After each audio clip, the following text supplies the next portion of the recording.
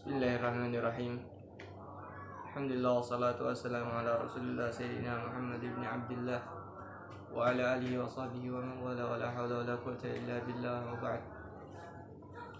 Sahabat para pecinta ilmu yang senantiasa dirahmati Allah Subhanahu wa taala, puji syukur kepada Allah Subhanahu wa taala yang senantiasa memberikan kenikmatan kepada kita sampai saat ini. Dari mulai nikmat yang terbesar yaitu nikmat iman dan Islam, sehat wal afiat, sehingga kita dipermudah oleh Allah Subhanahu wa taala untuk selalu membaca ilmu-ilmunya Allah Subhanahu wa taala, membaca nasihat-nasihat yang diberikan oleh ulama-ulama salafun salih radhiyallahu anhum.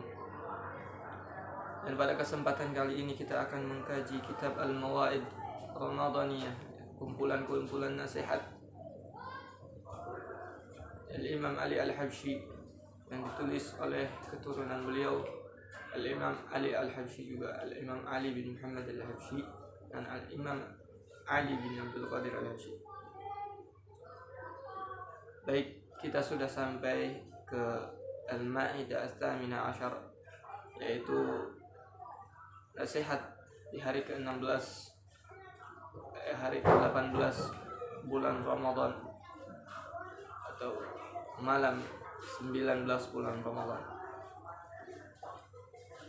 Pada Maidah Ats-Tsamina Asyar, nasihat yang ke-18 di sini Al-Imam Ali menasihati kita semua sebagai penerus umat Nabi Muhammad SAW bahwasanya kita, apa yang sudah kita capai di akhir dari pertengahan Ramadan ini, Al-Ashru Tsani min Syahri Ramadan, 10 kedua yang dari bulan Ramadan, yaitu yang dijanjikan oleh Nabi SAW bahwasanya di dalamnya terdapat maghfirah Allah Subhanahu wa taala, sebagaimana dalam hadis, Ramadan awaluhu rahmatun wa awsatuhu maghfiratun wa akhiruhu ajkun minan nar. 10 pertama bulan Ramadan adalah rahmat dari Allah Subhanahu wa taala, yang 10 kedua penuh dengan ampunan Allah Subhanahu wa taala, 10 ketiga adalah pembebasan dari api neraka. Karena itu di sini Al-Imam Ali mengatakan bahwasanya seyogianya kita untuk selalu membuka mata hati kita, untuk selalu introspeksi diri apa yang sudah kita dapatkan di pertengahan bulan Ramadan yang sudah hampir selesai ini, dan akan memasuki fase ketiga, yaitu fase akhir dari bulan Ramadan, atau yang disebut dengan Ashrul Awakhir, 10 akhir dari bulan Ramadan.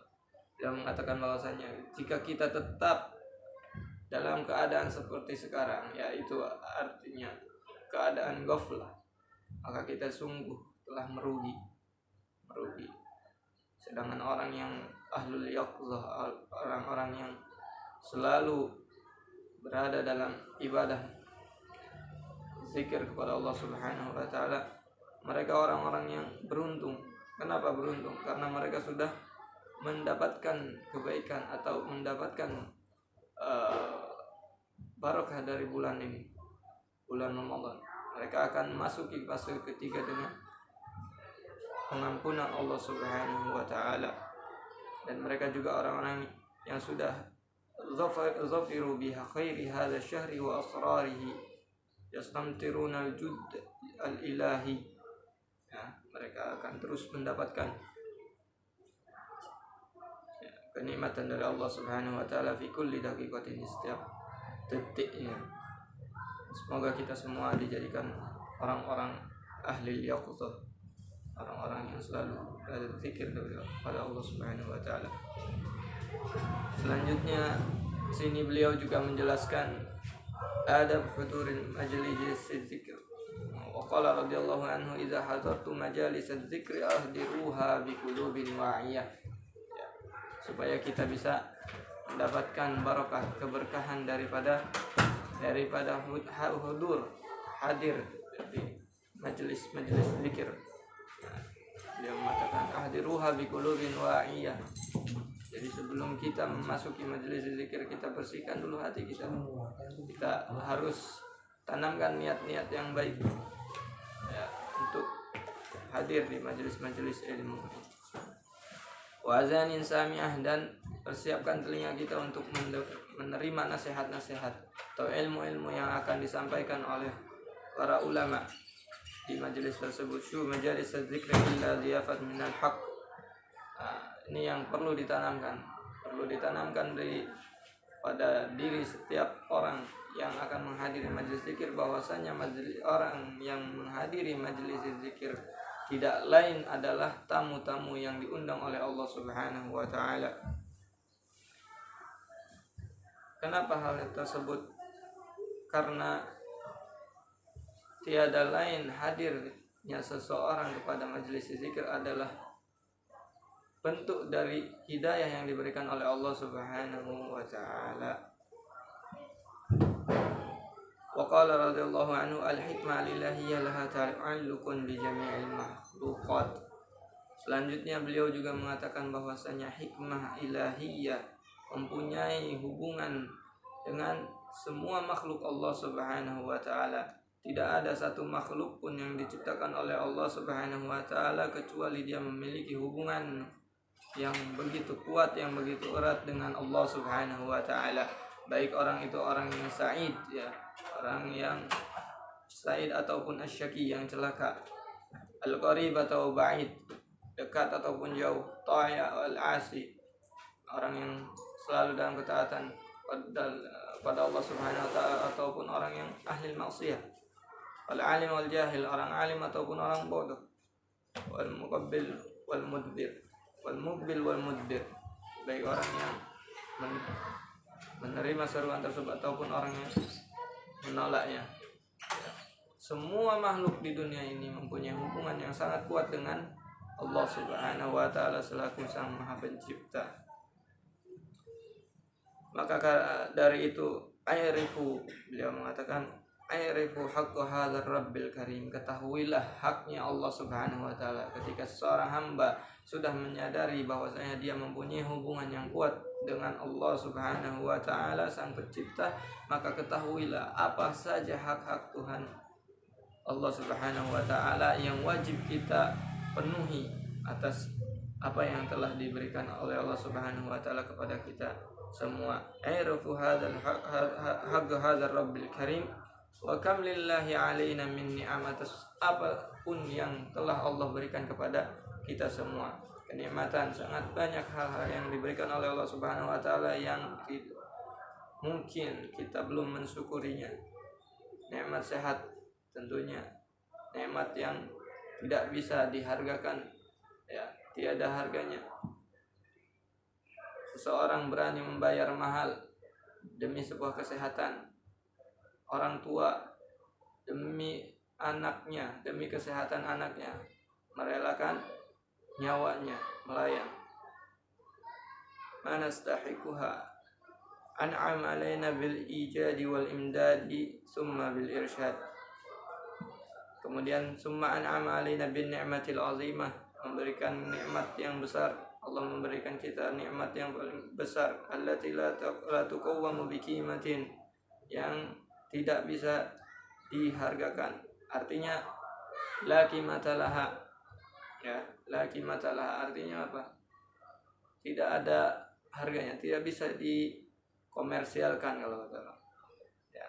Apa itu nikmat apa? Nikmat Islam, nikmat azimatun ma naqdiru nafiya bi asyri mi asyari hadiah. Bahkan kalau seandainya kita berusaha untuk bersyukur atas nikmatan Islam tersebut, kita tidak bisa sampai memenuhi hak-hak syukur tersebut, hak kenikmatan tersebut. Tsumma akramana Allahu bil khususiyatil kubra haitsu ja'alana min ummati Muhammadin sallallahu alaihi wasallam. Kemudian di balik itu juga Allah Subhanahu wa taala telah memberikan nikmat yang lebih besar daripada itu. Ya, tidak kalah besar, yaitu nikmat kita dijadikan umat Nabi Muhammad sallallahu alaihi wasallam. Ya, yang mana Nabi Muhammad adalah asyraful makhluqin khalaqahullahu taala, ya, lebih orang yang paling mulia, makhluk yang paling mulia yang pernah diciptakan oleh Allah Subhanahu wa taala. Laulaka ya Muhammad ma khalaqtul aflaq. Kalau seandainya tidak ada Nabi Muhammad, bukan karena Nabi Muhammad SAW tidaklah alam dunia ini diciptakan oleh Allah Subhanahu wa taala, sehingga Allah menjadikannya orang yang paling mulia dan tidak ada orang lain yang bisa mencapai martabatnya Nabi Muhammad SAW, baik dia nabi ataupun rasul yang Allah utus di bumi ini.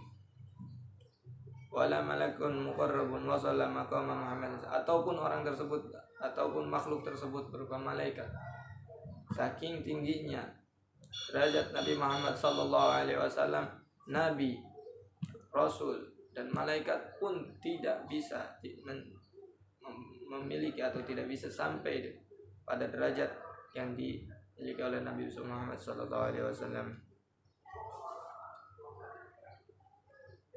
Dan di sini juga beliau menjelaskan bahwasanya untuk menjadi seorang hamba yang selamat adalah kuncinya satu, yaitu mengikuti Nabi Muhammad SAW, mencintai Nabi Muhammad SAW. Karena dalam sebuah ayat disebutkan, qul in kuntum tuhibbunallaha fattabi'uni yuhibbukumullah. Kalau seandainya kalian ya Muhammad, katakan kepada umatmu, kalau seandainya mereka benar-benar mencintai Allah, maka ikutilah aku, kata Nabi Muhammad, fattabi'uni, maka katakanlah kepada mereka, ikutilah aku, yuhibbukumullah, maka Allah Subhanahu wa taala mencintai kalian. Wa yaghfir lakum dzunubakum. Setelah Allah Subhanahu wa taala mencintai kita sebagai umat Nabi Muhammad sallallahu alaihi wasallam, Allah Subhanahu wa taala akan mengampuni dosa-dosa kita. Allahu Ghafurur Rahim. Dan ketahuilah bahwasanya Allah itu Maha Pengampun dan Maha Pengasih. In baghaytum mahabbatallahi wa mahabbata rasulih wa dukhuli fi syafaati wa nuzuli ma'ahu fi darajati usluku sabilahu wa nahjuhu. Nah, ini kuncinya. Kuncinya kita mendapatkan ridhonya Allah Subhanahu wa taala, mendapatkan kecintaan Allah Subhanahu wa taala, mendapatkan kecintaan Rasul sallallahu alaihi wasallam, syafaatnya Nabi Muhammad sallallahu alaihi wasallam, berada di sisi Nabi Muhammad sallallahu alaihi wasallam di akhirat nanti. Kuncinya cuma satu, yaitu mengikuti jalan hidup Nabi Muhammad sallallahu alaihi wasallam, mengikuti suri tauladan Nabi Muhammad sallallahu alaihi wasallam dan langkah-langkah yang pernah diajarkan oleh Nabi Muhammad sallallahu alaihi wasallam. Wa syu'amalakum kullaha ma'ruda 'ala Allah wa 'ala Rasulih. Dan ketahuilah bahwasanya semua amal-amal yang pernah kita perbuat dihadapkan kepada Nabi Muhammad sallallahu alaihi wasallam dan kepada Allah Subhanahu wa taala, sebagaimana dalam ayat wa qul i'malu fa sayarallahu 'amalakum wa rasuluh. Ini adalah kata Allah Subhanahu wa taala berkata kepada Nabi Muhammad, beramallah kalian karena sesungguhnya amal kalian akan hadapkan kepada Allah Subhanahu wa taala dan rasulnya.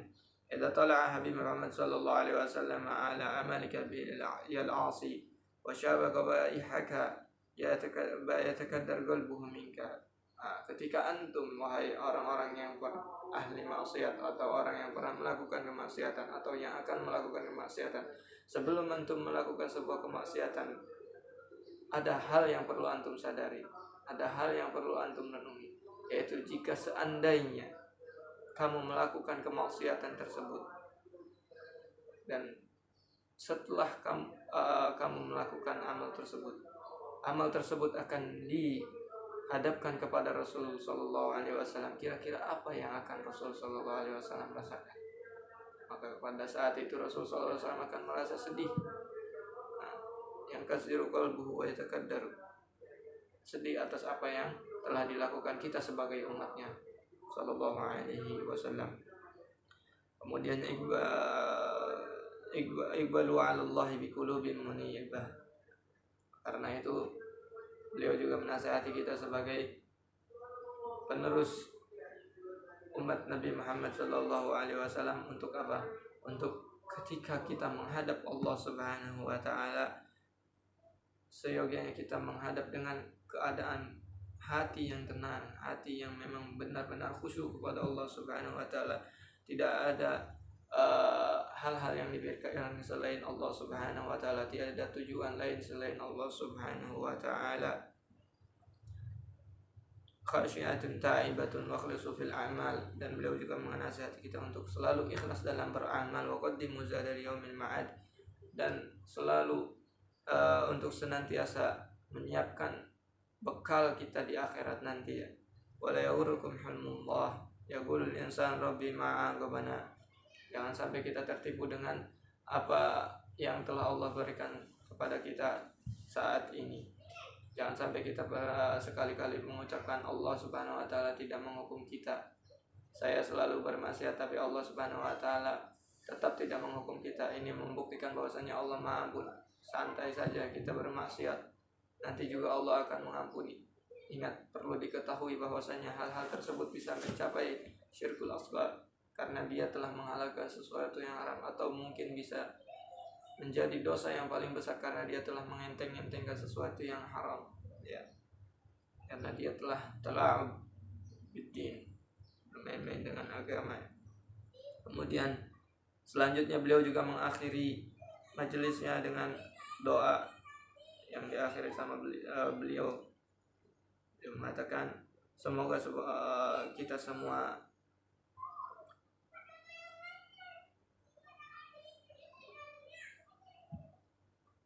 menjadi makhluk-makhluk yang dimuliakan Allah Subhanahu wa taala, dan semoga Allah Subhanahu wa taala memberikan kita apa yang telah diberikan kepada wali-walinya Allah Subhanahu wa taala, salafun shalihin, dan wala yahrimna rabbi bi barakati syahrin wala bi barakati yaumin wala barakati sa'atin. Dan semoga kita tidak termasuk orang-orang yang diharamkan dengan barakahnya bulan ini, bulan suci Ramadan, atau hari ini, hari yang ada di bulan suci Ramadan ini, atau satu waktu pun. Semoga kita tidak menjadi orang yang tidak diharamkan di bulan Ramadan ini. Wa nas'aluhu kama jama'na fi hadzal waqti syarif ayataqabbala ma amilnahu. Dan kita berharap semoga Allah Subhanahu wa taala yang telah mengumpulkan, sebagaimana telah mengumpulkan kita di tempat yang mulia ini, di waktu yang mulia ini, untuk menerima segala apa yang pernah kita amalkan dan memberikan keberkahan dalam amal yang sedikit.